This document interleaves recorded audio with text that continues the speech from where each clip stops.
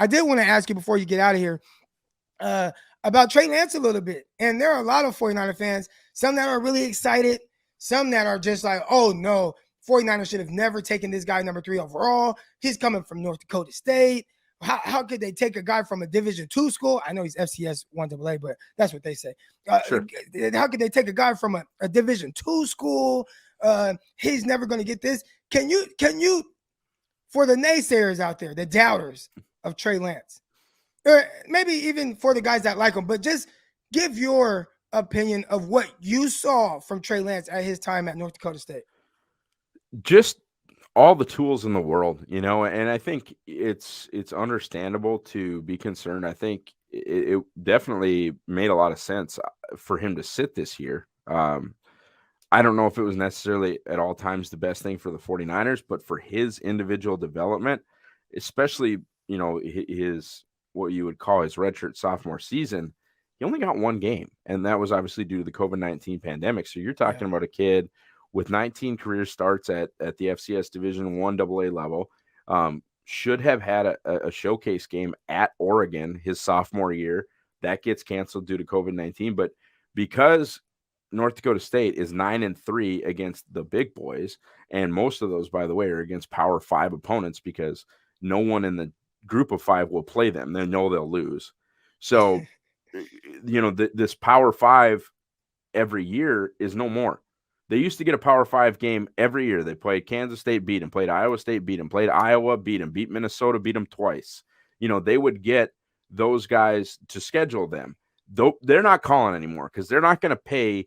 It's called a buy game. You pay the school $500,000. They come to your school, you fill up your stadium, you make your money back, you get a win, whatever. Not the way it works with NDSU. So Trey never got that showcase game. It was supposed to be against Oregon out in Eugene, and it's not like Oregon ducked them. There was a freaking pandemic, so they didn't get to play that game. And so you're really basing his development off of like that preseason game in LA. You're a lot of course. I didn't love Kyle's plan against Arizona, but things didn't go that great against Arizona. But then you started to see some of the really special stuff against Houston. That toss across the field, I believe, to Debo, that throw that Kittle one-handed.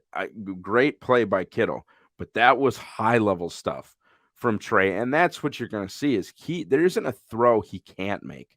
There isn't a play with his feet he can't make. You just have to trust Mike McDaniel. You have to trust Kyle. You have to hope that the development can be there so that and by the way, decision-making was great at NDSU. 19 games, 1 interception. I know he's already turned the ball over in San Francisco, but it's a guy that has shown the ability and the want to take care of the football. And you're just looking for him to take the layups because the Steph Curry bombs from downtown, those are coming. The thunderous dunks, those are coming. The wild plays will happen, but you just want to get him in more of a rhythm to take the layups. And that, I think, is your biggest concern, or what you want to see of his development is, can he be more consistent than Jimmy? Because he can already do things that Jimmy can't do. It's that pick in the fourth quarter that Jimmy threw where you've got your hair in your hands. You're hoping that's the play moving forward that Trey doesn't make. Right. Yeah. No, we're all excited to see, how he develops. Do how he is from a mental perspective, right? Because, one thing I've noticed, my time being in the NFL, New York Jets, I see all these super talented players in the locker room, but some guys don't pan out for one reason or another. And a lot of times it's because of work ethic. It's because of just that competitiveness. Maybe they don't have like that drive to go above and beyond to be great. Do you think that any of those things would be issues with Trey Lance that would kind of hinder him and maybe stop him from, being able to reach his maximum potential? I don't, and I want to preface this, and I'm not like trying to brag or sound cool or anything like that, but like Trey and I are friendly. I covered his recruitment. I've known the kid since he was 18 years old. I know his mom and dad. So this is not the most objective opinion in the world, is what I guess I'm trying to tell you. But he comes from a great family. Dad's a football coach. Mom's a rock star. Always very, very mentally strong. honestly, and wasn't voted a team captain as a freshman, but that was his team. And that's a team that went undefeated the year prior and went undefeated with him as a starter. And that's a hell of a culture there at North Dakota State. You can talk all you want about FCS, it's Division II, it's not, but you can talk about, lower level of competition all the live long day. You can even point to Carson Wentz's struggles. I don't That's fine.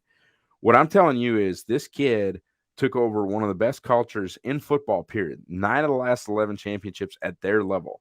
That's a winning culture. They understand what it takes. They understand what the work is. And he literally led that team. I know guys that are 2 years older than Trey, 3 years older than Trey, that looked to Trey for leadership as a redshirt freshman in that program. He's a phenomenal kid. He's a good person. And I know not everybody cares. You can have assholes on your team if they win. Yeah. He's not an asshole. He's a great kid. And there's nothing from my many, many interactions with him that would lead me to believe there's going to be any side of the mental game, of the leadership game, of the confidence game, any of that's going to be a concern moving forward. He's a great kid and a great person. And to me, it's like, what's a franchise quarterback? That's Trey Lance. Trey Lance is a franchise quarterback.